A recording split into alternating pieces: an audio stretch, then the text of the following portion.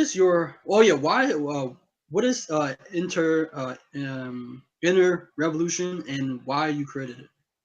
Oh, inner revolution is everything. And I will say it was interesting when I started my business, Transcendent Heart. I obviously needed to create a platform from which to serve. So, what was the goal of individuals or me as a coach for individuals who were going to come into my coaching practice? And I knew that I had to have a fundamental premise. And I know the common goal, common core element of all clients is to change something about themselves. As a transformational coach, my clients are stuck in something in their lives or perceiving that they're stuck or needing to make a change, whether it's, empty nest syndrome, the death of a spouse, divorce, starting over in career later in life, college students starting to recognize, all that which I've had before now is no longer of value to me. Who do I become now in this essence? And all that meant was going within ourselves, examining our inner landscape and making the changes within us. And so the term just exploded in my head one day, in a revolution, because it's a revolution within yourself.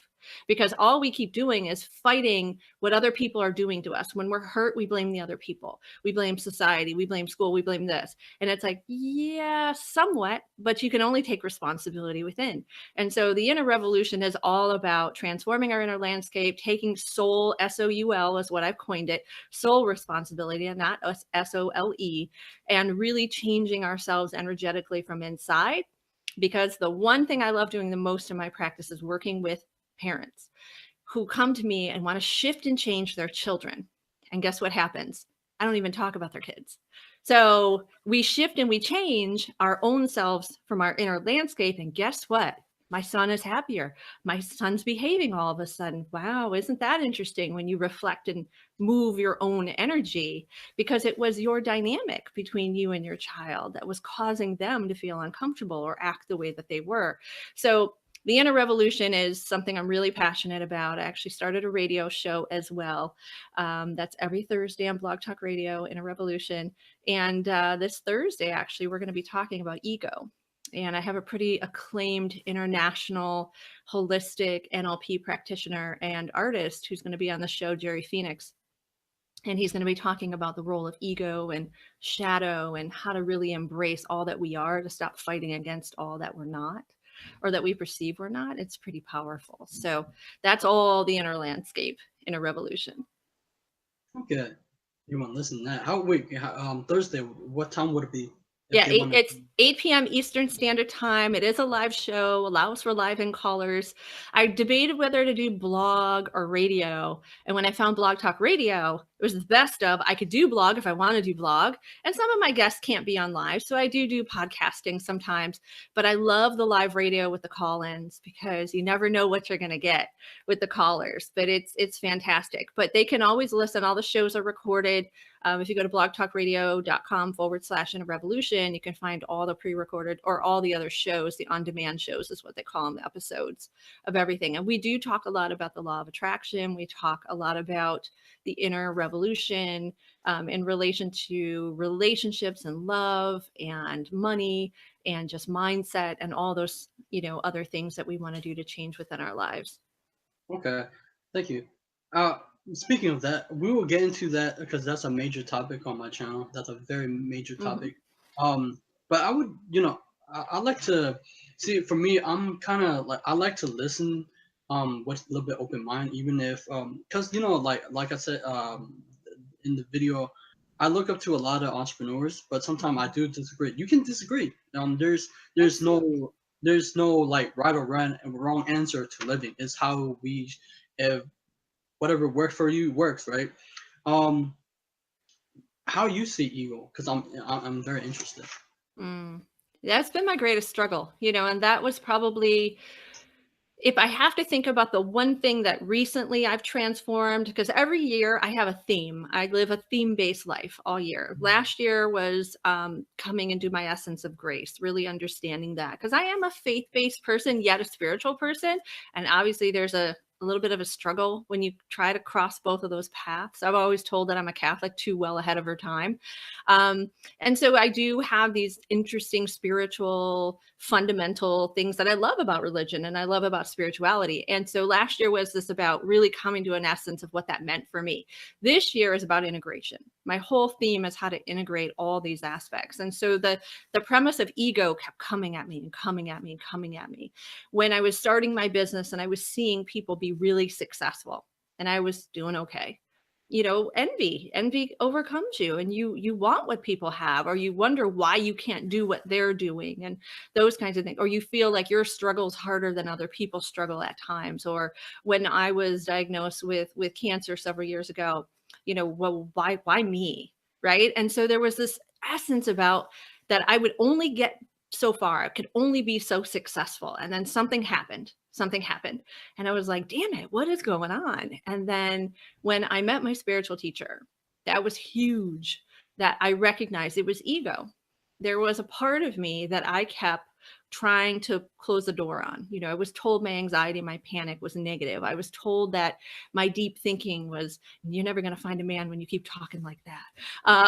You're too successful. You're intimidating. You're this, you're that. And I started to believe the stories that were told to me. And that's what ego does, right? Ego creates an essence of volumes on volumes on volumes of a story that we're this, we're that. And you start to believe them, when ego only serves the purpose to protect you, right? To help you in those moments. And when you can stop trying to kill it, when you can stop trying to defeat it, and you can recognize that you are light, you are dark, and that's what makes you amazing, right? I've not done all amazing, great things in my life. I'm sure people I've dated years ago would certainly not say good things about me. And my kids, sometimes love me, and I'm sure at moments would feel challenged by me. But that's what makes you, right? Is your ego and your shadow are parts of you. And so I have come to the space of truly accepting my journey, truly accepting the unraveling versus labeling me as anything anymore. So even when you ask me to describe myself, I struggle with that because I don't like even having titles. I don't like having labels, but we need them, right? We need them for organizational purposes. But I wish I could just be like, I'm just a free spirit. That's just who I am. I don't know. And nobody would dig that, right? But that's really about where ego has sort of gone with me recently. Yeah, thank you so much. Because I was like, a lot of see, in the sense I'm spiritual, but the thing is, I don't tie to any. Because I used to be Buddhist, I don't tie into any Mm, religion. I think that I mean, I read some aspect of, there's religion has everything good to offer. It's just that people tie into them. yeah, Um, but it opened my eye. sure. What you say is true about the ego. It's there to protect you, right? Right. That I found out this year is actually there to protect you. Uh, I don't want to say it, but I feel like I'm kind of afraid to say it because a lot of spiritual people who say they're ascending, but they kind of condescending. Because I think that most people who are spiritual sometimes are not humble, right? That's my Mm, space format, and because I feel like because I had to deal with one of the who it was. I know that we shouldn't say that, but it's like because it's profoundly. I think also fear had to do with ego too. oh, Uh, absolutely. yeah, I think that because basically I was talking to the lady about she was a psychic lady and she was really pushing a lot of things that I don't believe. I know that because basically my mission actually is to change the way the law of attraction people believe. Like, there's many ways to like do like the law of attraction. Sure. There's no. I mean, whatever works for you. How did you get into the law of attraction? Well, I was going to say, I want to back up real quick because you made a really interesting point. And I do have a lot of very sensitive, intuitive, empathic, spiritual people in my circle. And a lot of people who dabble in a lot of different things, different practices, different things like that.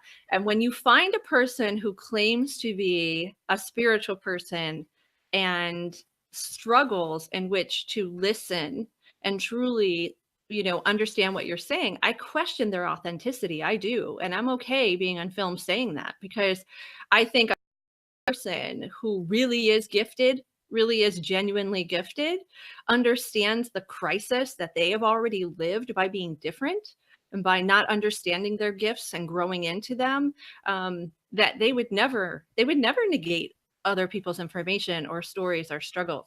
I think it's individuals who either, like you said, haven't ascended and truly understood their gifts yet, and maybe are still struggling internally to find their space, would most likely respond to you that way, or someone who just wasn't authentic. And so that's a hardcore place when it hurts my soul when I hear that, because we as empaths and sensitives have such a huge responsibility in this world to make sure that those, it's like X-Men almost, that those who are like us are, protected, and we show them what they have inside of them. So I just wanted to answer that. But and you asked about the power of intention. Well, no, it's a law of attraction. But before we get into that, it's not. It's because, see, I'm sensitive too. I actually, see, the thing is, I'm actually more sensitive than most people think. I'm more like, Mhm. I cry when something, like, let's say my uh, girlfriend or something would, I would cry, but it make me feel better. Yeah. That's always been like that. But no, it's because she would. The thing is, it's people. The thing is, yeah, you're right. She wasn't listening. I listened to her side, but she would bring that whatever I already know. It's that there's evolution, like people Mhm. evolve, right? Yeah. Um, and I would say no. It's okay that you believe it. This is your truth. This is. I'm not trying to push it, but there's better way to do things. It pained me to say, like, when you're trying to, because she would do psychic reading, and it kind of hurt me a little bit when she said, like, why are you seeking interview, why, but at first I didn't tell her. She would come out and say, why are you seeking interviews, the answers within you, you already know it, but then their aspect, I don't know everything, like, um I know that the smartest people, and I know that Bob Proctor, I see everywhere. I see Yeah. Bob Proctor, Jack Canfield, every smart person, every people who you look up to, they read. Like, I would see Bob Proctor have library. I would see Jack Canfield have libraries. I would see them on the video, and they would always preach about or teach, like, you got to read, you know and that would hurt me. I was like, first, I didn't tell her that it was actually my dream, right? Right. I wrote down my dream 5 years ago to be able to do these actual interviews, Right. and to be able to do that. But I think, um, but that's my thing. Like, I think that people should be able to see that you can't say you can't say that to a person if you don't, because people don't listen. How, like, there's, how you say it, you gotta, when you gotta talk about the other person from their perspective and to see, right? Right. Like, I listened to yours, but thank you so much. But yeah, I was actually, yeah, how did you get into the law of attraction or the power of intention? That's what I want.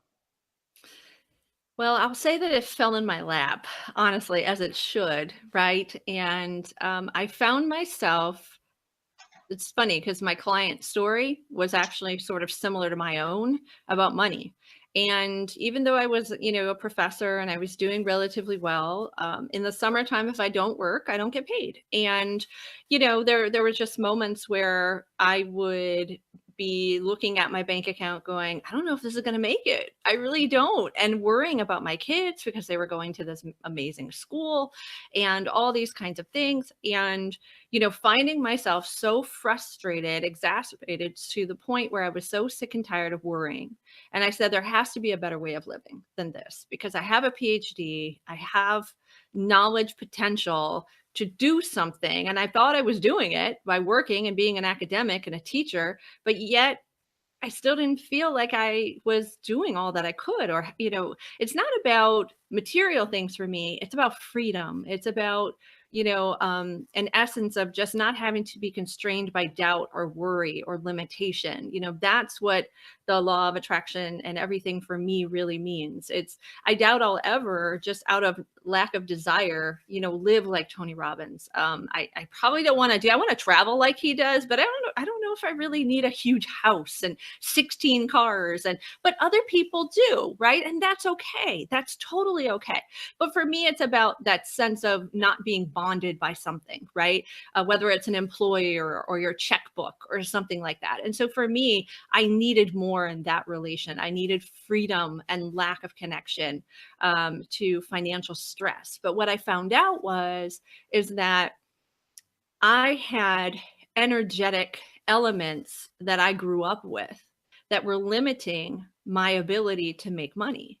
And as we know, right, in the law of attraction, I grew up with a mindset that you're supposed to work hard for money. I had two, blue collar, hardworking parents. You go to work, you get a paycheck, you go and you do that again. And what did I find myself was my father, who worked in the automotive industry, the minute he retired, he had a heart attack, he had a stroke, and he died from cancer all within 5 years of retiring.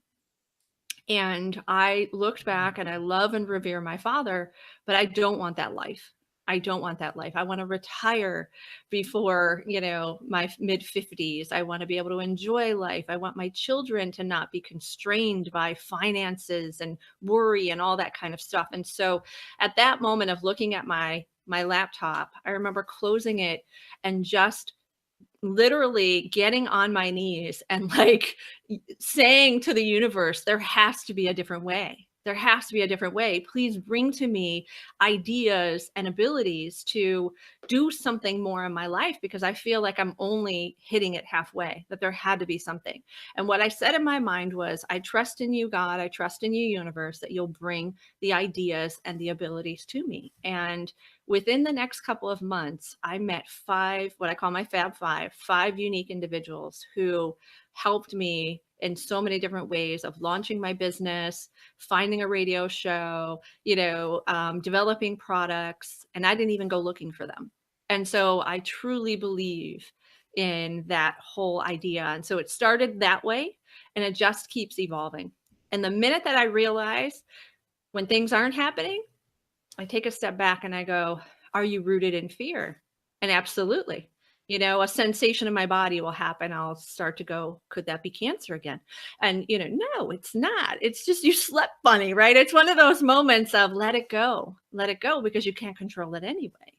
And next thing you know, I'm healthy and I'm fine and money's coming in and I have a new client, or I'm asked to go on tour and do these kinds of things now. And that can happen for anybody. I'm just an inner city girl who grew up with, parents who didn't graduate high school. So if I can do this, anybody can do this.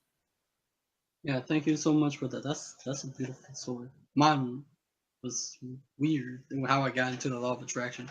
Um, my ex would break up with me back in 2011.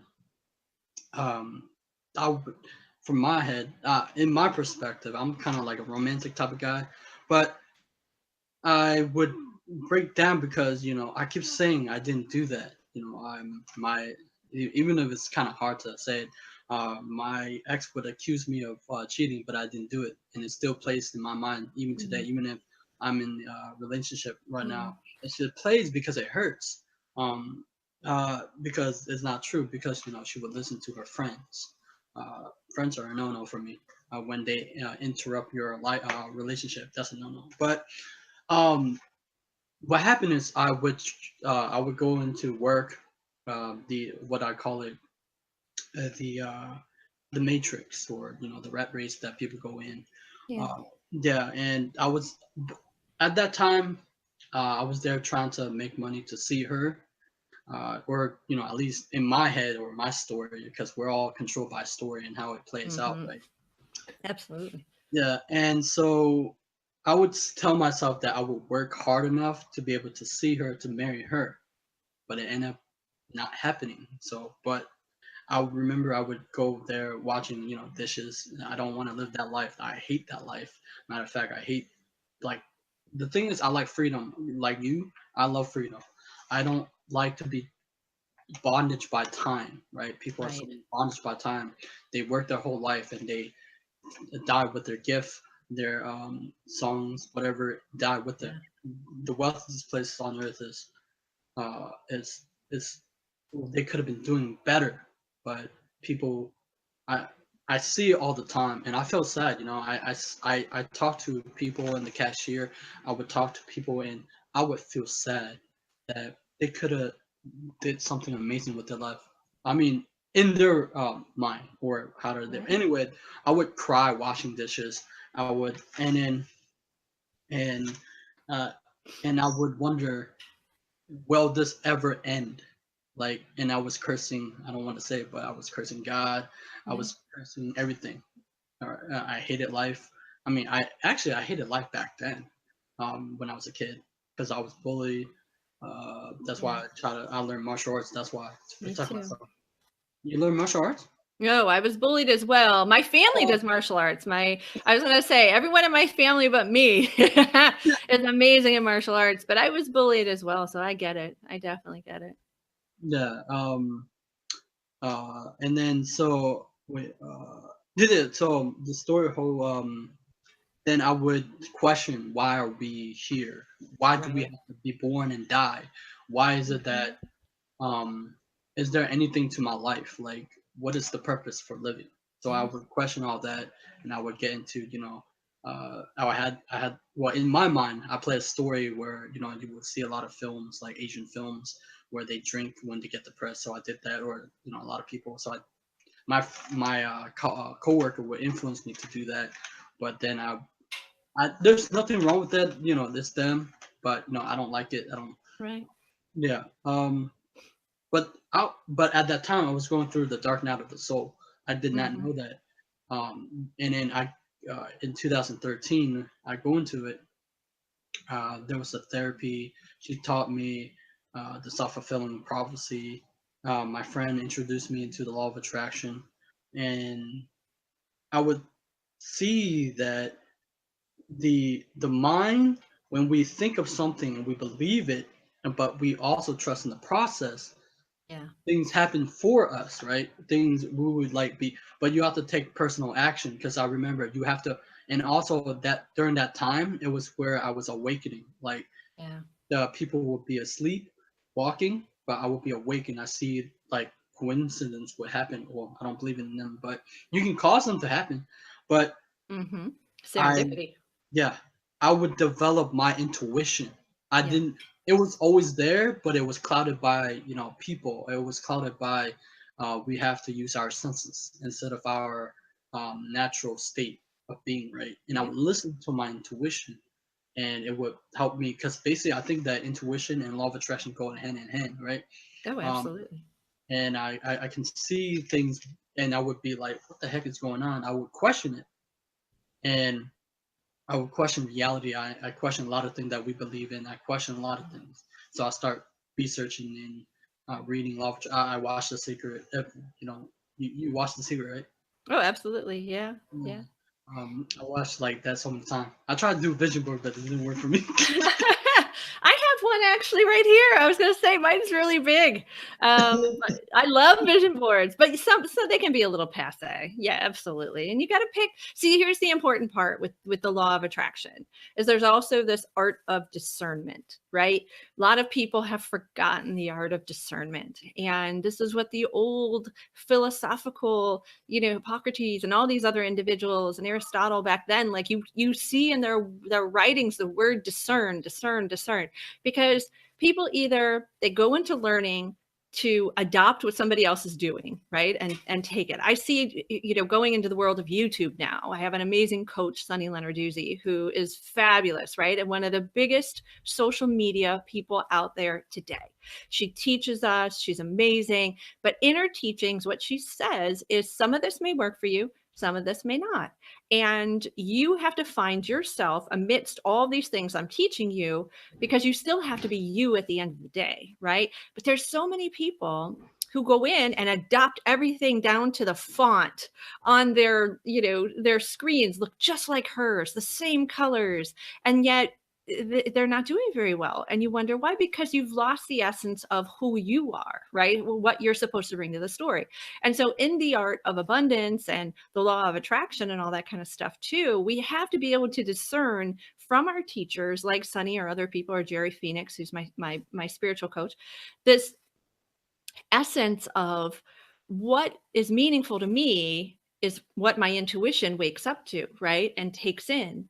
And then what isn't for me. And it's okay to let some of that stuff go and not you're not, dishonoring your teacher if you don't follow or you have a question or you have a need that goes beyond that. So I think like what you're talking about in trusting your intuition is so profound because it will never steer you wrong if you really truly understand how to really get in tuned with that GPS system. It's when you try to not listen to it, you get in trouble.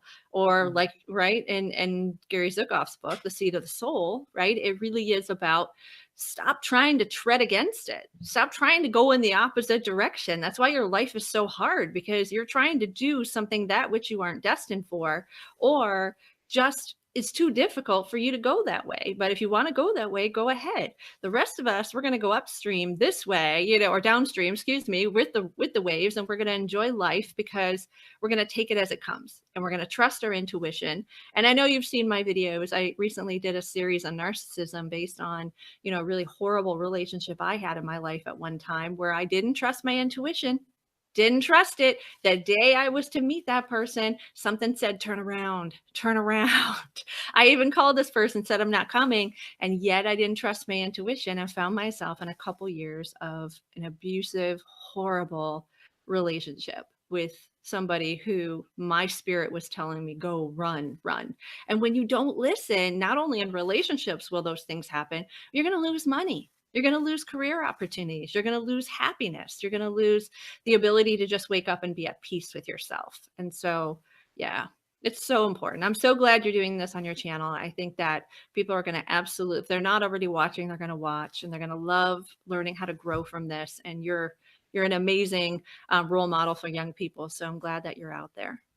Thank you. But it's not just for like young, because sometimes like it's not I would see I would definitely see like back then I had a YouTube channel. I did the law of attraction, but I did it for books. Mm, I yeah, love books. Like books are my passion because right. like I said again, it changed who I am. Like it really changed my like world. But usually it's older folks who come into the law of attraction, but they don't change the aspect of how they did things, Yeah. right? And it was hard to like I'm a young guy and try to teach them about the law of attraction because I have experienced it, but in a way they take the corporate world, their corporate thinking into the law of attraction or the world that it was, right? Yeah. They they would push that. The reason why I started this YouTube channel again, I wanted to because I did a video a while back, and I never stopped making a video because of that one lady, right? She touched my heart. I did the video on the law of attraction, and there was this lady who is very. I'm grateful for her, and she's really nice, right? And she would let me post on her group, and I would post that video. It was on the I already said that law of attraction, and she would comment. This lady would comment. She said her son passed away because he, I don't. If I feel uncomfortable because back then I wanted to die. I wanted Yeah. to suicide because of my ex. Yeah. That's why I don't want people to go through that again. So I saw that the lady would say, my son just passed away, and it felt like, and she said your video helped me. That's why I created videos after video Mm, because of her, because yeah. she just because of that lady that I want to change people's life. I mean, I still That's do. amazing. Yeah. Yeah, I would want to be able to change people's life to change the way of law of attraction thinking too. It's not it's not always about we're attracting this. It's about the inner work. I don't know if you heard about Jim Rohn. That guy Oh, yeah. looked up to him, Yeah, and when people. he passed away, the world changed, right? It definitely was an energy that was lost. But yeah, and it's part of my premise of the inner revolution, right? It really is about that inner work. And I think what you're saying about old and young and all these kinds of things, I think now the world's at the greatest place that it's ever been of yearning for interconnectedness, that we're all one, we're all connected. And I wouldn't be surprised politically, I've said this in other interviews as well, if we don't see a spiritual person really emerge as our next president or the one thereafter, because I think the world is ready. The world is ready that we need somebody who thinks beyond the individual, independent aspects of how the US has sort of been for the longest time. This is my, former life as a social studies teacher talking, but I think that spiritually, um, people are yearning for something different. People are really wanting to be taken to that level of transcendence and do good by the world. People really do. And the more that we do good by the world, isn't it amazing how our lives are so much better and how much more comes into our lives versus needing to terrorize other countries or worry about other things, or God, look at the narcissism in the in the political structure today. It's difficult. It's really difficult for, when all you're consumed with is self and ego, guess what happens? Right. It's not going to happen for you. So I think people are really yearning for that. And I think that's why people started jumping on the wanting Oprah or wanting someone like Lisa Nichols or something like that to run for, president next, because that's what they want. They want people who can think at that level. Somebody asked me, I was like, oh God, no. I would never do anything like that. To even step up as president of my university, which is now a vacant position. No, I don't want to do that.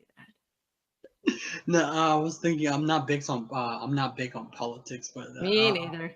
yeah, I'm not. I stay clear. I stay clear. But I just know what people yearn for energetically. I can feel it. I can see that we're gonna shift that way, which is gonna be fun. Yeah. Oh yeah. Speaking of which, we humans have the ability to feel other human being energy, right? Mhm. I come to aware. I didn't actually become aware of that since during my it was during 2013 when I was awake. I would start playing with my I would like try to look at my hand for the aura.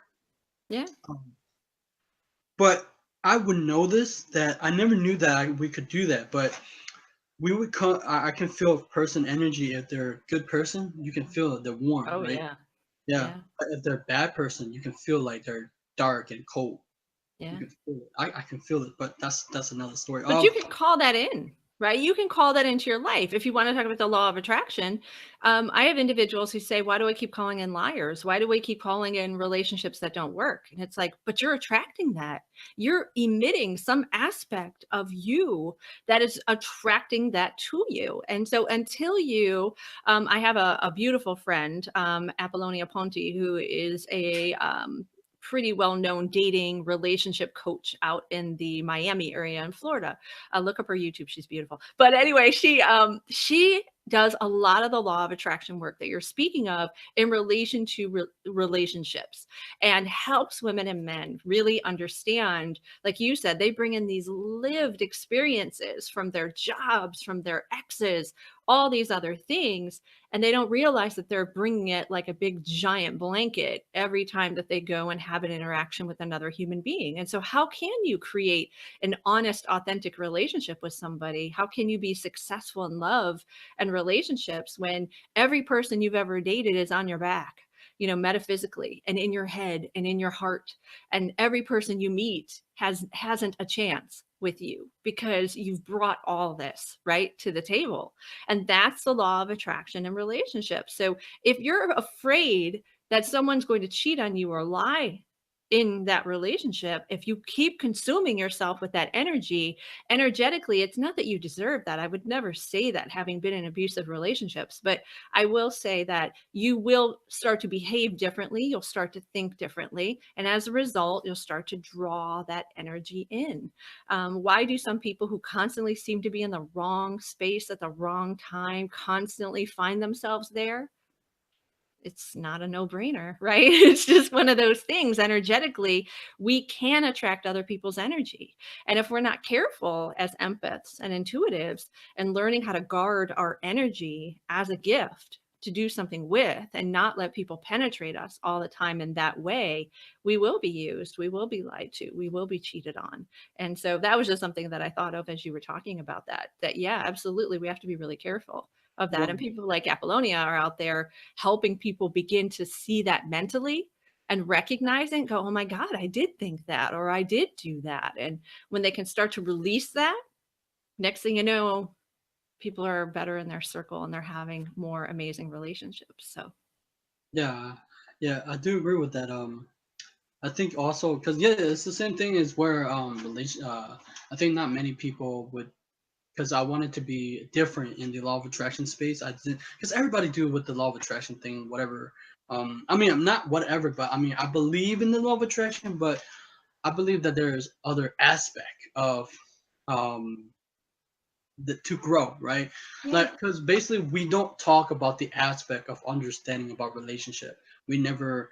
I mean, you will hear all different type of video how to attract this mate, how to attract that, but they never tell you that. They don't tell you that you need to work on yourself, or like, what if Right. you're what if, because I was thinking about me myself, right? I was like, what if your heart is like closed off in the world, like because of one person, you close off Right. and don't talk. That's what happened to me.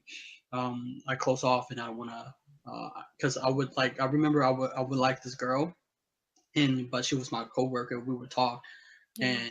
and we would get along. But the thing is, I was holding myself back because I was hurting so much, Oh or yeah. call it the ego. Um, but yeah, but the thing is, yeah, I think that people should be able to. I don't, because I talked to one of my friends before. We weren't given. I know it's not their fault, but it's not our fault. We weren't given a manual to learn about relationship. We learn from people around us how to Right. do relationship, right? Or we will watch videos or something like that, and it's not a good way to learn relationship, right? Right. And that's more of ego, right? That's how ego gets fed with stories that, mom was nervous when I was anxious as a kid. And so I learned that my anxiety made people uncomfortable. And therefore, it was not a good thing to have. Where now I appreciate my gift, I appreciate my energy, and know that the path of having anxiety and panic attack as a young person paved the path for me to become in tune with my anxiety and my intuition. And that is my vibrational system. That's my energy. It is a gift that I have to be in touch with other people emotionally that some people don't. And, again, so once I released that story that it was something bad to hide from or to be medicated for or to, be, sad about, and realize, no, not everybody has this. This is an amazing gift for me.